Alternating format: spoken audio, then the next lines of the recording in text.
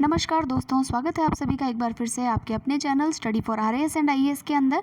और आज का हमारा वीडियो जो है क्लास 12th की जो एनसीईआरटी है उसमें आपका जो पार्ट सेकंड है यानी थीम सेकंड वाली जो आपकी बुक है उसका हम चैप्टर कवर करने वाले हैं। आप सभी लोग जानते हैं कि सीबीएसई ने अपना सिलेबस कम किया है, रिड्यूस किया है, तो उसने चैप्टर फर्स्ट जो है आपका जो फॉरेन ट्रैवलर्स का है तो वो आपका डिलीट हो चुका है। लेकिन जितने भी यूपीएससी के एस्पिरेंट्स हैं उनको वो चैप्टर ज़रूर से पढ़ना है और उसको मैं इस अपने चैनल पर ज़रूर से पढ़ाऊँगी भी।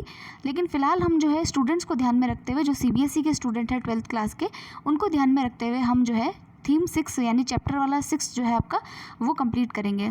तो चैप्टर का टाइटल देखिए फ्रेंड्स, नाम है भक्ति सूफी ट्रेडिशंस, यानी कि 8 से 18 सेंचुरी के बीच में जो रिलीजियस बिलीफ्स में जो चेंजेस आए, लिखा है changes in religious beliefs and devotional text. तो हमको देखना है कि भक्ति और सूफी ट्रेडिशन है क्या, इनमें क्या क्या चीज़ें हुई, हमारे देश में क्या क्या परिवर्तन हुए और हमारे एग्ज़ाम पॉइंट ऑफ व्यू से क्या क्या चीज़ें जो है उसमें इम्पॉर्टेंट है। अब मैं पहले आपको मीनिंग समझाती हूँ। भक्ति का मतलब क्या है? देखिए, 8 से लेकर के 18वीं शताब्दी के बीच में एक कल्चरल रेवोल्यूशन हमारे देश में आया जिसको कि हम भक्ति आंदोलन नाम देते हैं। उस भक्ति आंदोलन के में कई सारे संत हुए, सेंट्स हुए, जिन्होंने हिंदू धर्म में जो गलत चीज़ें हो रही थी, गलत चीज़ें क्या क्या हो रही थी, जैसे हमारे यहाँ कास्ट सिस्टम था, हमारे यहाँ अनटचेबिलिटी थी, हमारे यहाँ वुमेन का एक्सप्लॉयटेशन था, हमारे यहाँ शूद्रों का एक्सप्लॉयटेशन था और हमारे यहाँ पर पॉलीथीइज्म था। पॉलीथीइज्म यानी कि कई सारे भगवान की हम पूजा करते थे। उसके अलावा हमारे यहाँ पर रिचुअल्स ज़्यादा थे, यानी कि जो ब्राह्मण जो होते थे वो कई सारे हर चीज़ के लिए हवन सामग्री ये सब करो, इसलिए। और जो उन्होंने ये कहा था कि वुमेन और जो शूद्र हैं उनको मोक्ष का भी अधिकार नहीं है, यानी कि गलत तरीके से हमारे जो टेक्स्ट हैं, जो हमारे स्पिरिचुअल टेक्स्ट हैं, उनका इंटरप्रिटेशन भी गलत तरीके से हुआ था। तो ये जो सारी चीज़ें हैं, ये जो सारी प्रॉब्लम्स हैं, इन सब से निजात पाने के लिए, निपटने के लिए एक तरीके से भक्ति आंदोलन शुरू हुआ था। अब सेम चीज़ जब आप इस्लाम में देखेंगे, इस्लाम यानी कि मुस्लिम्स का जो रिलीजन है इस्लाम, तो इस्लाम में जो ऑर्थोडॉक्सी आई थी, इस्लाम में जो कट्टरता आई थी, उसको दूर करने के लिए जो वहाँ मूवमेंट स्टार्ट हुआ उसको हम बोलते हैं सूफ़ी मूवमेंट या फिर सूफ़ी ट्रेडिशन। तो अब आपको भक्ति और सूफ़ी दोनों पढ़ने हैं, यानी हिंदुओं में क्या चेंजेस हुए और मुस्लिम्स में क्या क्या चेंजेस हुए। तो अब हम पूरे चैप्टर को स्टार्ट करते हैं। तो देखिए दोस्तों, फर्स्ट वाला जो आपका पेज है ये इतना कोई इंपॉर्टेंट नहीं है, हम यहाँ से पढ़ेंगे mosaic of religious beliefs and practices. पहले आप ये समझिए मोज़ाइक का क्या मतलब है। आप जानते हैं कि आपने मार्बल्स देखे होंगे, एक वाइट होता है, एक रेड होता है, एक ग्रीन होता है, एक येलो होता है, उन सबको फ्रेम करके सजाया जाता है, टाइल्स में लगाया जाता है, तो वो मोज़ाइक, उसको मोज़ाइक बोलते हैं एक्चुअली। तो मोज़ाइक का मतलब ये है कि जब कई सारे जो भगवान होते हैं, वाइड रेंजेस ऑफ स्कल्पचर्स होते हैं या डाइवर्सिटी होती है रिलीजन में, उसको जब उसमें जब यूनिटी आ जाती है तब हम उसको बोलते हैं a mosaic of religious beliefs and practices. तो यहाँ ये चीज़ ध्यान रखने की है कि जो मोस्ट स्ट्राइकिंग फीचर है इस फेज़ का वो है, यहाँ पढ़ सकते हैं, is the increasing visibility of a wide range of gods and goddesses in sculpture as well as in the text। आप देखेंगे कि यहाँ पे कई तरीके के भगवान और जो गॉड हैं और गॉडेसेस हैं वो आपको इस समय देखने को मिलेंगे। और जो मेजर डीटीज़ हैं, जो बड़े भगवान हैं, उनमें आते थे Vishnu, Shiva and the goddesses. ठीक है, तो ये उस समय के बारे में है कि mosaic of religious beliefs and practices का क्या मतलब है कि कई सारे भगवानों की उस समय जो है पूजा की जाती थी। कई बड़े भगवान जो थे उनमें नाम आता था विष्णु, शिव और कई सारी देवियों का। अब इंटीग्रेशन ऑफ कल्ट्स, ये इंटीग्रेशन ऑफ कल्ट क्या है, अब ये आपके पीछे क्वेश्चन भी है, ये भी आपको पढ़ना है। तो यहाँ आप चीज़ समझिए कि उस समय यानी कि 8 से लेकर के 18 सेंचुरी के अंदर आपको 2 प्रोसेस देखने को मिलेंगे जो कि साइमल्टेनियसली चल रहे हैं। वन प्रोसेस तो क्या है, disseminating of brahmanical text. Disseminating का मतलब होता है फैलाना, ठीक है, एक्सटेंड करना। Disseminating of brahmanical text, this is exemplified by the composition, compilation and preservation of Puranic text in simple Sanskrit words explicitly meant to be accessible to women and Shudras who were generally excluded from Vedic learning. उस समय क्या बदलाव देखने को मिला? पहला बदलाव तो ये कि जितने भी ब्राह्मणिकल आइडियाज़ हैं वो ज़्यादा फैले और उन्होंने अपने अंदर ही क्या बदलाव किया कि जितने भी जो पुरानिक टेक्स्ट हैं हमारे, उनमें वुमेन और शूद्रास को भी उन्होंने स्थान देना शुरू कर दिया कि ये भी इसको पढ़ सकते हैं, ये भी मोक्ष को प्राप्त कर सकते हैं। At the same time there was a second process at work. Second process क्या था? The Brahmanas accepting and reworking the beliefs and practices of these and other social categories. In fact, many beliefs and practices were shaped through a continuous dialogue between what sociologists have described as great Sanskrit Puranic tradition and little tradition throughout the land. जो आपका second phrase था उसमें ब्राह्मणों ने जो है खुद से ही खुद के धर्म में रीवर्किंग करना शुरू कर दिया था, यानी कि कहीं हिंदू धर्म जो है वो लुप्त ना हो जाए या एक तरह से ख़त्म ना हो जाए, तो इसीलिए उन्होंने जो है जितने भी जो कहते हैं लिटिल और ग्रेट जो ट्रेडिशन थे उनको जोड़ना शुरू कर दिया। अब लिटिल ग्रेट ट्रेडिशन क्या है, यहाँ देखिए ब्लू बॉक्स में एक सोशोलॉजिस्ट रहे हैं जिनका नाम है रॉबर्ट रेडफील्ड। उन्होंने एक कंसेप्ट दिया था कि जब पीजेंट्स यानी कि जो आपके ये कह लीजिए कि लो स्ट्रेटा ऑफ सोसाइटी है, पीजेंट्स यानी कि जो किसान वर्ग है, वो जब ब्राह्मणों की या जो उच्च वर्ग है क्षत्रियों की चीज़ों को पूजने लग जाता है, ठीक है, उनको उन चीज़ों को मानने लग जाता है, एडमायर करने लग जाता है, तो उसको हम बोलते हैं ग्रेट ट्रेडिशन, ठीक है। और जब यही चीज़ रिवर्स होती है यानी कि क्षत्रिय और ब्राह्मण जो है वो जो लोअर स्टेट ऑफ सोसाइटी है उनकी चीज़ों को, उनके देवी देवताओं की पूजा करने लग जाता है, तो उसको बोलते हैं लिटिल ट्रेडिशन, ठीक है। तो ये ग्रेट और लिटिल ट्रेडिशन का यहाँ ये मतलब है। अब यहाँ इंटीग्रेशन का क्या मतलब हुआ, इंटीग्रेशन का मतलब होता है जोड़ना।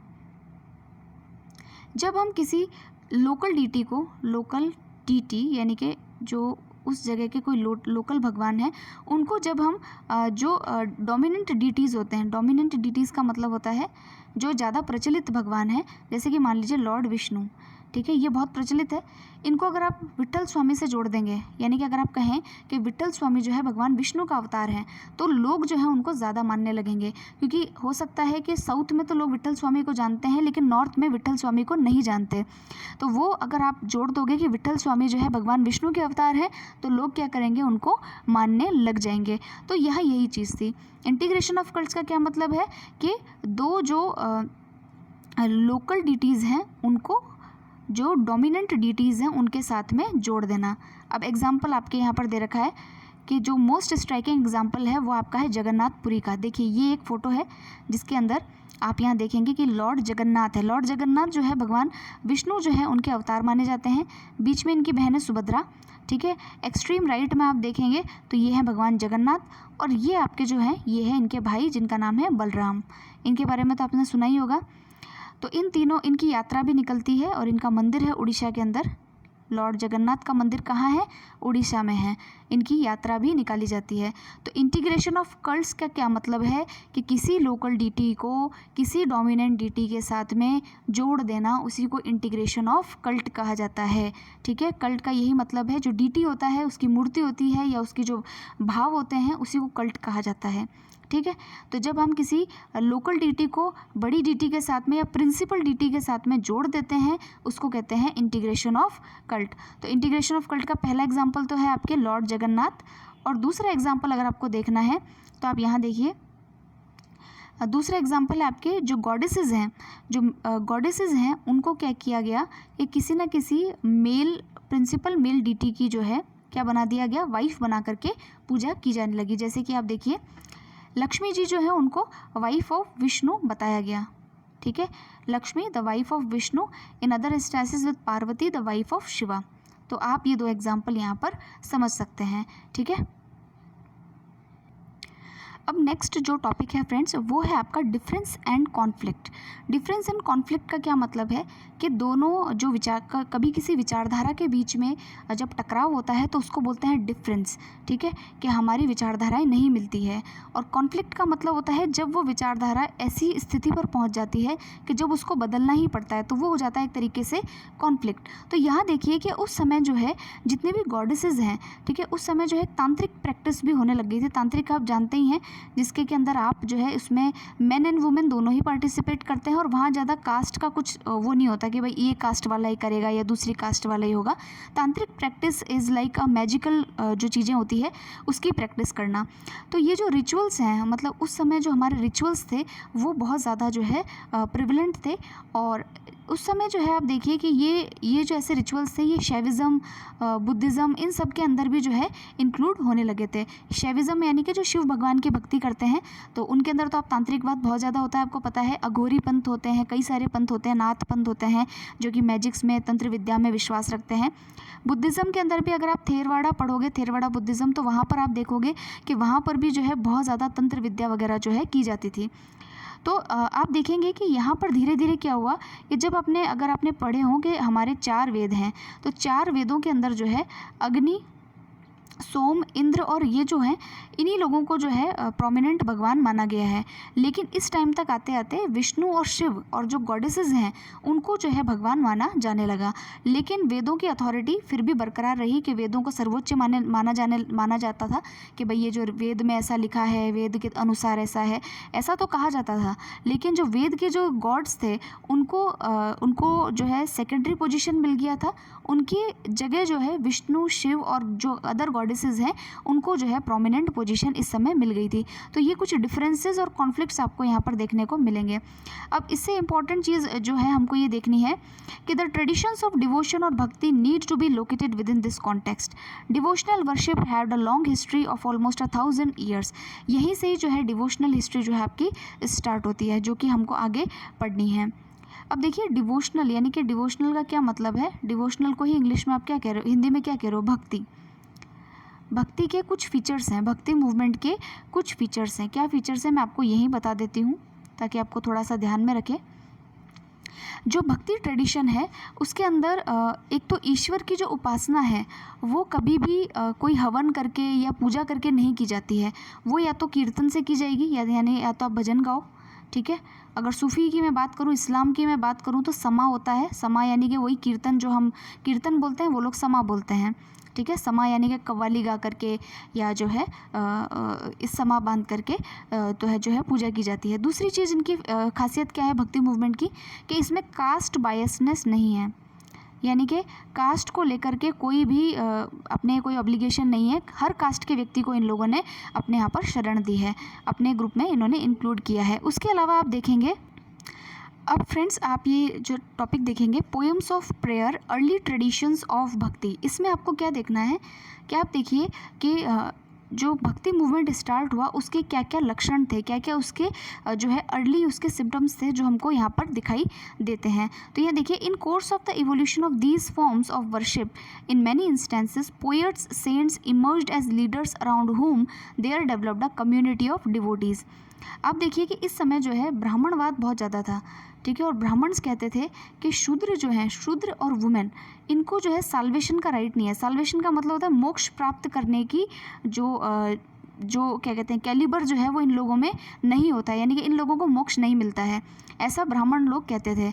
लेकिन जब भक्ति ट्रेडिशन स्टार्ट हुआ, शूद्र आप समझते हैं कि जो मैं आपको बता देती हूँ, जो ऋग्वेद है उसमें पुरुष सूक्त जो है उसके अंदर लिखा गया है, जो उसका 10वां मंडल है यानी 10वां चैप्टर है पुरुष सूक्त का, उसमें लिखा गया है कि भगवान ब्रह्मा जो हैं उनके अलग अलग पार्ट्स से जो है 4 वर्ण जो हैं उनकी उत्पत्ति हुई है। जिसे कहते हैं कि मुख से जो है ब्रह्मा का जन्म ब्राह्मणों का हुआ है, और भुजाओं से जो है क्षत्रियों का हुआ है, और फीट से जो है शूद्रों का हुआ है।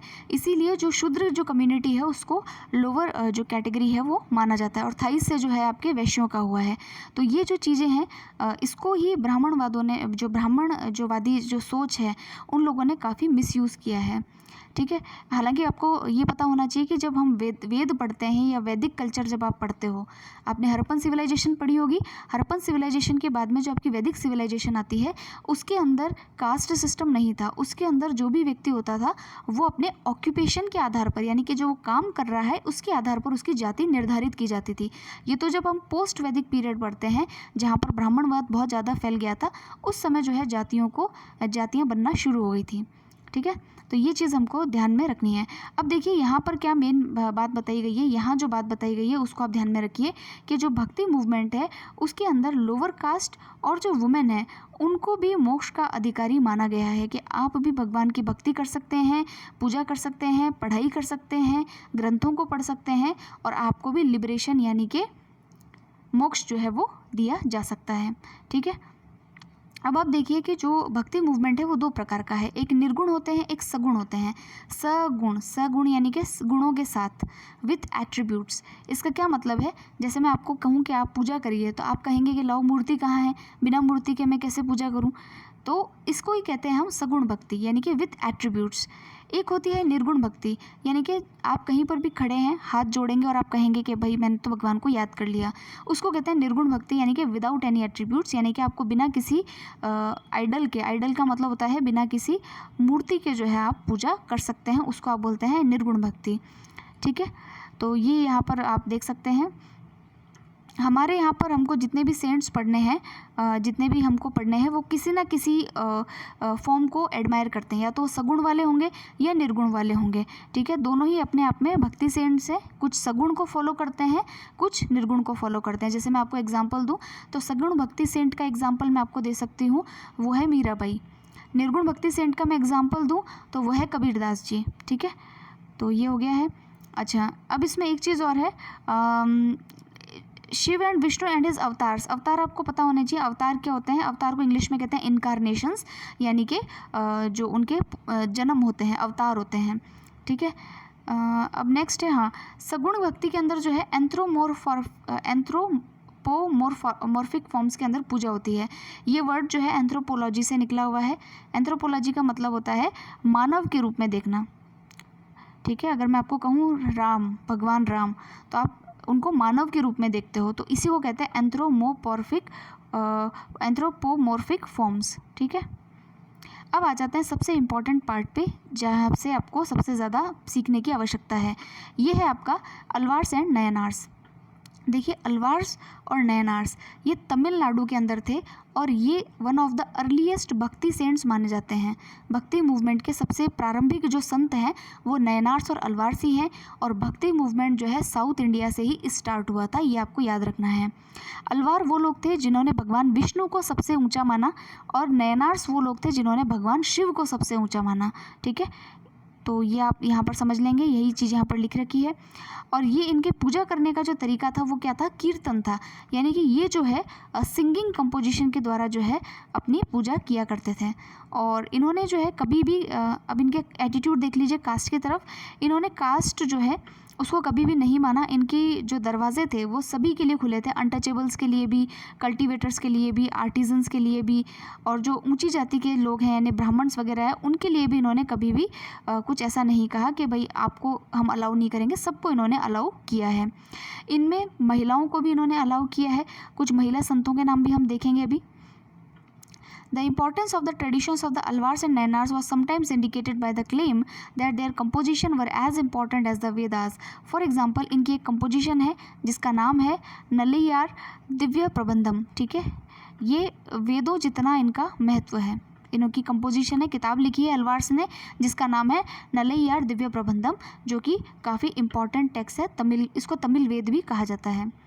ठीक है, अब एक चीज़, इनमें जो वुमेन डिवोटीज़ हैं वो कौन कौन है, तो देखिए जो अलवार संत हुई बहुत फेमस, उसका नाम था अंडाल। इसका नाम याद रखिएगा आप। अंडाल एक बहुत फेमस अलवार सेंट हुई थी, ये महिला हैं। और उनके बाद में जो आपके जो अनादर एक और जो महिला संत हैं उनका नाम है कराईकाल अमैयार, जो कि एक नयनार सेंट थी। वो तो अलवार सेंट थी और ये थी नयनार सेंट। ठीक है, ओके, यहाँ तक तो हमने इसको पढ़ लिया है। अब मैं आपको एक बार रिवीजन करा देती हूँ, नयनार और अलवार में क्या अंतर है। नयनार वो लोग हैं जिन्होंने भगवान शिव की पूजा की, अलवार वो लोग हैं जो भगवान विष्णु को सबसे सर्वोच्च मानते थे। और ये दोनों ही लोग जो है तमिलनाडु रीजन में इन लोगों ने ये दोनों कंटेम्प्रेरी थे, और तमिलनाडु रीजन के अंदर जो है इन लोगों ने भक्ति मूवमेंट का स्टार्ट किया था। फिर उन्होंने कास्ट सिस्टम के प्रति इनके क्या विचार रहे हैं, इन्होंने हर कास्ट के व्यक्ति को अपने यहाँ पर इंक्लूड किया है, और महिलाओं को भी इंक्लूड किया है। अलवार संत की अगर बात करें तो एक महिला बहुत फेमस है जिसका नाम है अंडाल, और नयनारों की बात करें तो उसमें जो महिला सेंट है उसका नाम है कराईकाल अमैयार। तो ये दोनों नाम जो है आप याद रखिएगा। अब नेक्स्ट जो हमको पढ़ना है वो है आपका ये देखिए यहाँ पर लिखा है her compositions were preserved within the Nayanar tradition. ये कराइकल अम्मैयार के लिए लिखा है कि वो जो है शिव की भक्ति करती थी और उन्होंने कई सारी जो है किताबें लिखी और वो अभी भी सेव्ड हैं। दीज वुमेन रिनाउंस्ड, रिनाउंस क्या मतलब छोड़ देना। सोशल ऑब्लिगेशन, सोशल ऑब्लिगेशन एक महिला के लिए क्या होती है कि उनको जो है घर के कामों का ध्यान रखना है या शादी करनी है या आगे उनका जो महिलाओं की जो ऑब्लिगेशंस होती हैं, तो वो सारी चीज़ों को इन्होंने रिनाउंस किया, यानी कि उनको छोड़ दिया। और उसके अलावा उन्होंने क्या किया, ईश्वर की भक्ति में अपने आप को समर्पित किया। But did not join an alternative order to become nuns. ये नन तो नहीं थी, नन जो आजकल आप जानते हैं कि वो बिल्कुल ही संत बन जाती, वो भी नहीं थी, लेकिन ये जो है सोशल ऑब्लिगेशंस को छोड़ करके ईश्वर की भक्ति में लीन थी। ठीक है, तो ये आप जो है और हाँ, ये जो है पैट्रियार्कल जो नॉर्म्स थे उनको चैलेंज कर रही थी। पैट्रियार्कल नॉर्म्स क्या होते हैं? पैट्रियार्की का मतलब समझिए कि पितृसत्ता। पैट्रियार्की का मतलब होता है पितृसत्ता, यानी कि जहाँ पर फादर जो होता है वो आपका जो है सबसे सुप्रीम यानी हेड ऑफ द फैमिली हो, उसको कहते हैं पैट्रियार्कल नॉर्म्स। तो अब इसमें देखिए एक चीज़, वेदों में कहा गया है कि एक जो महिला होती है उसको बचपन में पिता के अंडर में रहना चाहिए, और जब उसका विवाह हो जाए तो पति के अंडर में, और जब उसकी वो विधवा हो जाए तो उसको अपने लड़के के यानी बेटे के अंडर में जो है रहना चाहिए। ऐसा ये जो है पैट्रियार्कल के नॉर्म्स कहते हैं। तो इन सारे नॉर्म्स को तोड़ते हुए ये जो महिलाएं हैं इन्होंने अपने आप को जो है इस्टेब्लिश किया था।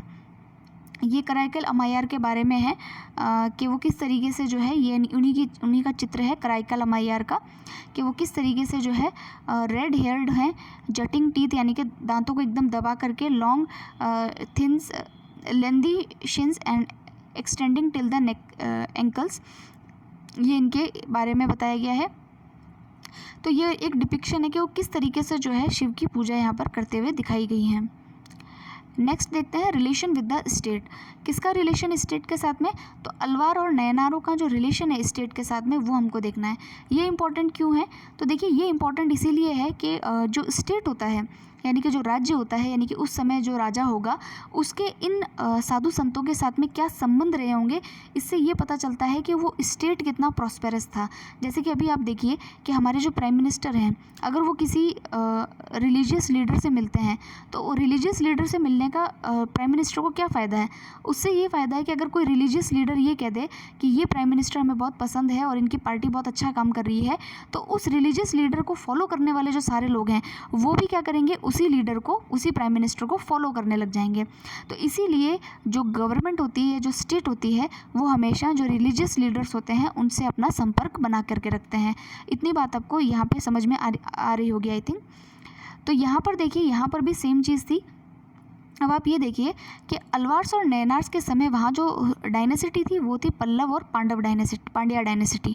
ठीक है, Pallavas and Pandya डायनेसिटीज़।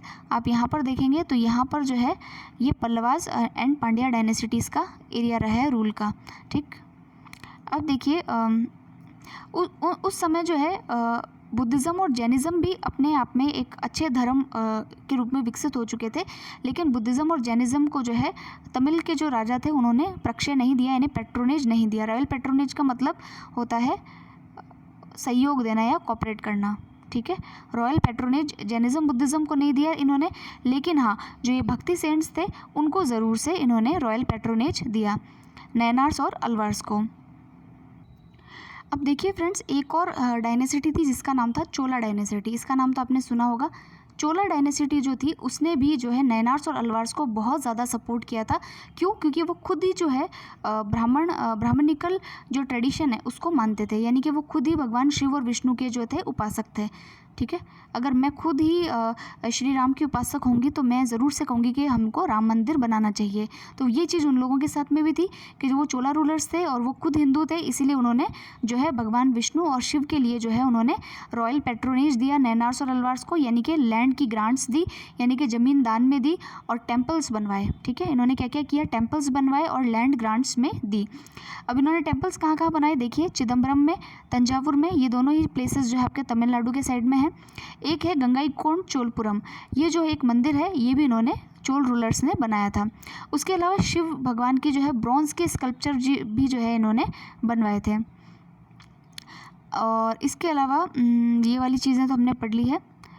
These kings also introduced the singing of Tamil Shaiv hymns in the temples under the royal patronage, taking the initiative to collect and organize them into a text called Tevaram.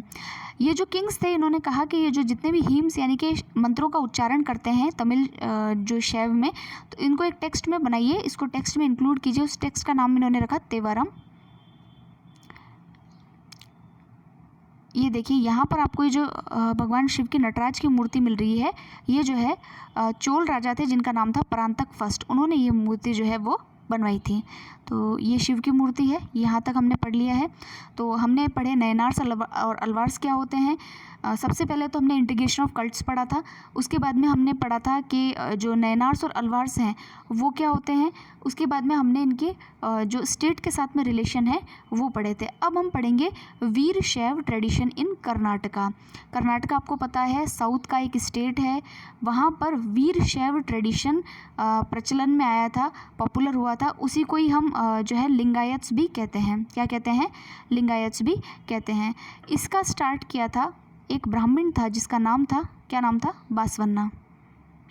Basavanna जी जो थे वो एक ब्राह्मण थे और उन्होंने जो है ये अलग से एक संप्रदाय बनाया था, अलग से एक सेक्ट बनाया था जिसको कहा गया वीर शैव ट्रेडिशन या फिर लिंगायत्स। लिंगायत इसलिए कहा जाता है कि ये अपने गले के अंदर ऊन के अंदर एक छोटा सा शिवलिंग पहनते हैं, इसलिए इनको लिंगायत कहा जाता है।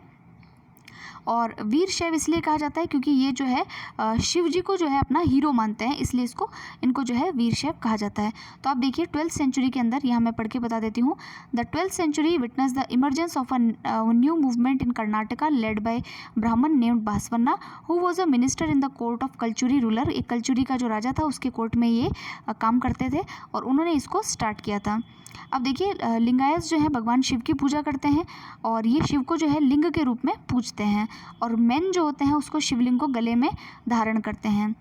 ठीक है। और ये जो those who revered include the jangama और वॉन्डरिंग मॉन्क्स, जो ऐसे मॉन्क्स यानी कि ऐसे लोग जो कि वीर शैव को मानते हैं और जिन्होंने घर भी छोड़ दिया है, यानी कि वो भिक्षा मांग करके अपनी जीवनचर्या चलाते हैं, उनको जंगमा या फिर वॉन्डरिंग मॉन्क्स भी कहा जाता है। अब देखिए एक चीज़ और, लिंगायत इस चीज़ को मानते हैं कि जब कोई डिवोटी की मृत्यु होती है तब वो शिवजी के साथ में जो है यूनाइट हो जाता है, दोबारा इस जो वर्ल्ड है उसमें उसका पुनर्जन्म नहीं होता। आपको पता है कि पुनर्जन्म की हमारे हिंदू धर्म में क्या व्याख्या है, मैं फिर भी बता देती हूँ। कहा जाता है कि अगर कोई व्यक्ति मरता है तो उसको 84,000 योनियों में से गुजरना पड़ता है और फिर जाकर के उसको जो है ये सर्वश्रेष्ठ जन्म यानी कि जो इंसान का जन्म है वो प्राप्त होता है।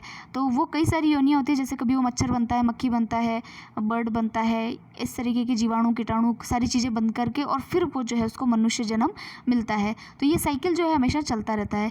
जैसे ही साइकिल से मुक्ति मिलती है, उस साइकिल से मुक्ति मिलने को ही हम क्या कहते हैं? मोक्ष, यानी कि आपको दोबारा से धरती पर किसी भी रूप में नहीं आना होता। तो यहाँ पर जो है आप देखिए लिंगायत इसमें बिलीव करते हैं कि जैसे ही किसी डिवोटी की मृत्यु होती है तो वो शिवजी से यूनाइट हो जाता है, दोबारा इस वर्ल्ड में एंट्री नहीं करता। इसीलिए ये जो है फ्यूनररी राइट्स जो होते हैं यानी कि उनको अपने करते हैं, जैसे कोई व्यक्ति मर जाता है तो उसको हम जला करके आते हैं, धर्मशास्त्रों के हिसाब से क्रीमेशन करना पड़ता है, तो वो सारी चीज़ें ये लोग नहीं करते। अब आगे देखिए, the Lingayat challenge the idea of caste and the pollution attributed to certain groups by Brahmans. जो लिंगायत है उन्होंने एक तो कास्ट का जो आइडिया है यानी कि इनको कास्टिज्म जो है इन्होंने नहीं माना कभी भी।